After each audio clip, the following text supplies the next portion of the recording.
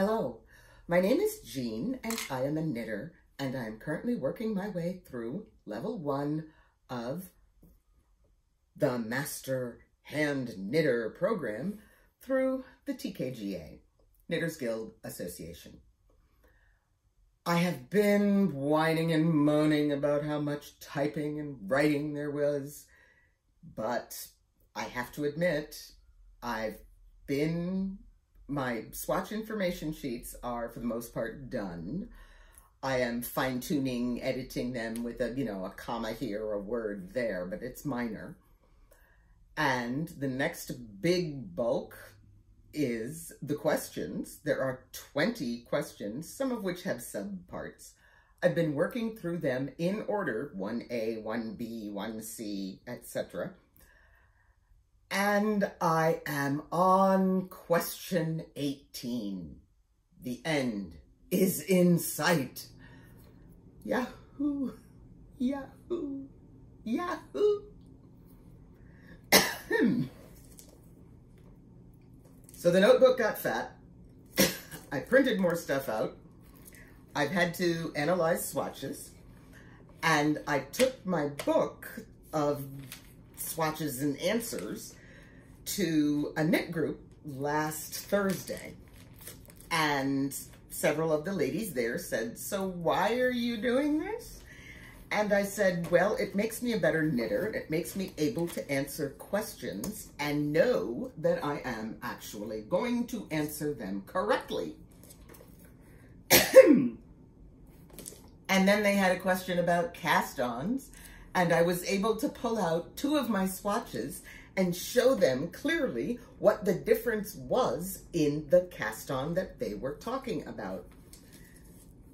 One of the ladies then said, well, I actually like it better that way.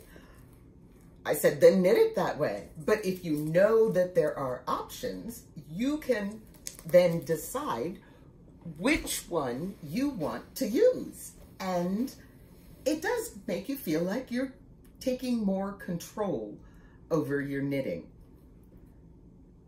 They actually agreed. I'll take it. They were amazed.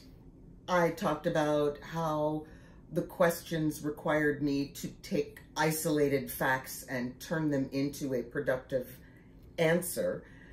And one of the ladies that I was talking to had studied the same set of anatomy that I had and was just in awe that I had not been required to take my isolated sets of facts and turn them into groups of information so that I could then identify what was a problem where in the upper extremity. Say, bending the elbow and nerve damage here will cause problems here because this is connected there. I wasn't ever required to put those together. And at that time, as a student, I did not realize that that was what was required and could not ask my professors to change how they taught because I didn't even know what to ask for. The things we learn too late.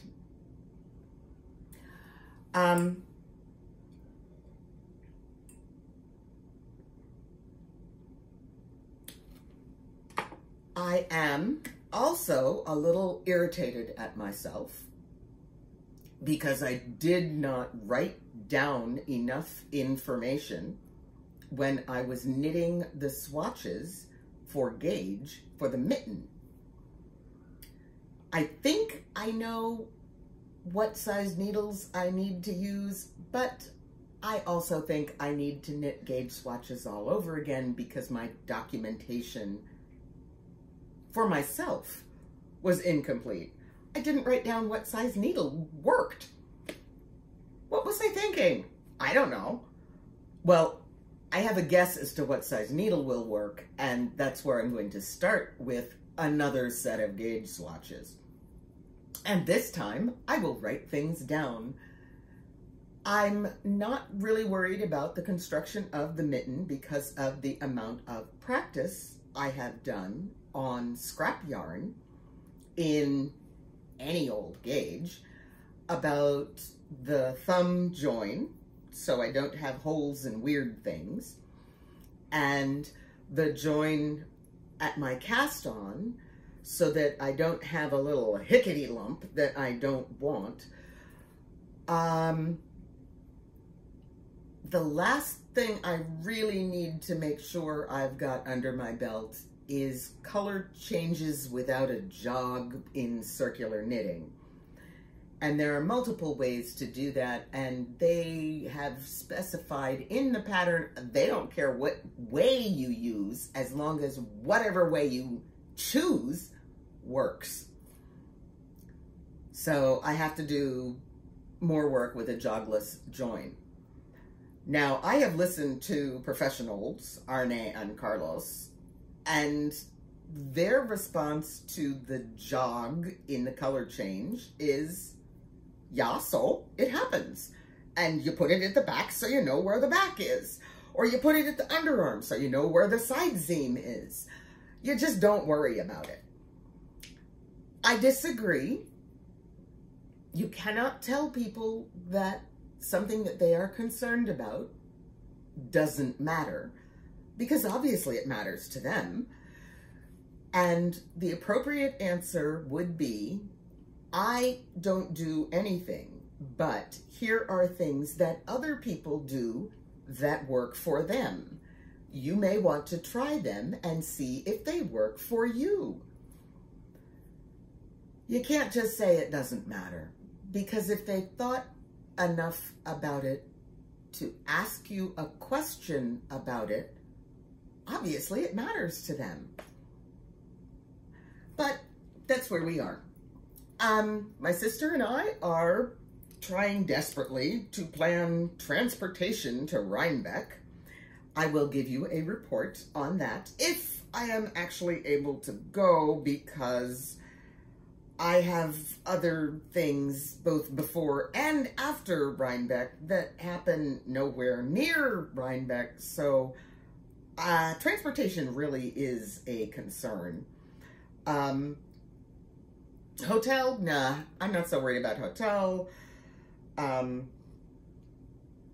transportation is really gonna suck. I've been saving my time off, so I'll be able to take time off work to go. And Rhinebeck is a grand, whopping Saturday and Sunday, if I recall correctly. I don't think much happens on Friday. It's a big deal, but it's short. What am I working on? A garter stitch, sawtooth edge, swoopy kind of shawly drape thing that I will have to practice using a shawl pin. I still don't know how to make those things work, and someday I'll figure them out. But you know, if I don't have shawls to practice on, I'm never going to get any better. So, to cap things, I don't know how the dog is doing. I do know that he thinks his antibiotic tastes great, and we come at him, we're using a liquid, we come at him with the syringe, and he starts going, he likes it. We don't have to argue with him. He just licks that thing dry, and that's good. We have not been forgetting his doses. We've been getting them to him in a timely manner. We're not seeing a significant change in the lump, but it's really small, so it's going to be hard to see a change in the lump. And to be honest, I truly do not think that a course of antibiotics is actually going to make that much of a difference.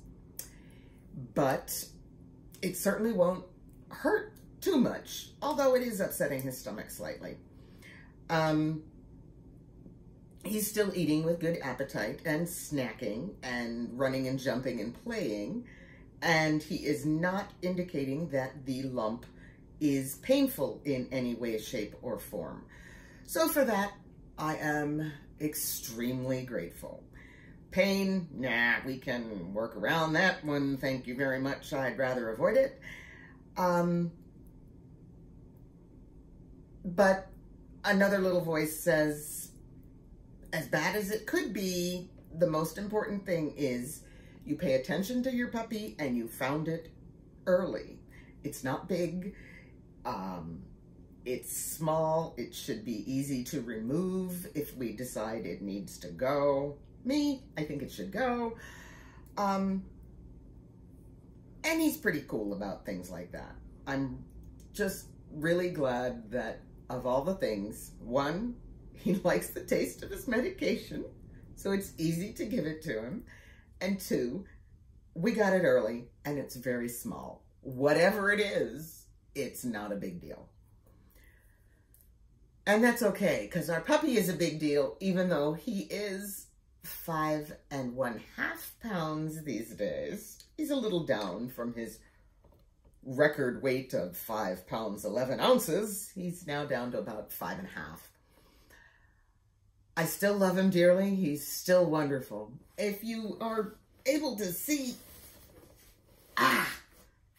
this pile, ta-da! This is only some of the books that I have been using as my references. There are others that I have checked out of the library and returned. This top one, as you can see, is a library book. It's got its Dewey Decimal number on the spine. I have purchased one book that I use so frequently, I'm really glad I own it. And I was gifted a second book that was on my wish list, and I have been able to use it as well. I'm very glad that I have so many different references, because it means it's easier to find two references that support the statement I have just made, even though when it gets to my lace and decreases and yarn overs, right now I've only got one reference that explains why it looks different when things are above each other as opposed to just slightly beside each other when you're doing decrease yarn over to make lace, or double yarn over even. So thank you to the ladies who have taken pictures of their past and successful samplers and samples and have posted them on Ravelry. I have looked you guys up and studied those samples, and we'll see. Mine may be close enough, mine may not be close enough. I won't know until I put things in the mail. I am actually looking forward to getting well thought out and understanding feedback on how I knit and how I think about knitting. I'm really looking forward to that, and I'm getting close to being able to send this. Just two more questions. Well, no, 18, 19, and 20, because it's inclusive, and then the project. I'm really glad I got the blocking report done early. I wish I had documented better on what size needle actually gave me the correct gauge for the mitten. Oh well. Live and learn, die and forget it. That's what my mom used to say. In the meantime, y'all have a wonderful day and keep knitting.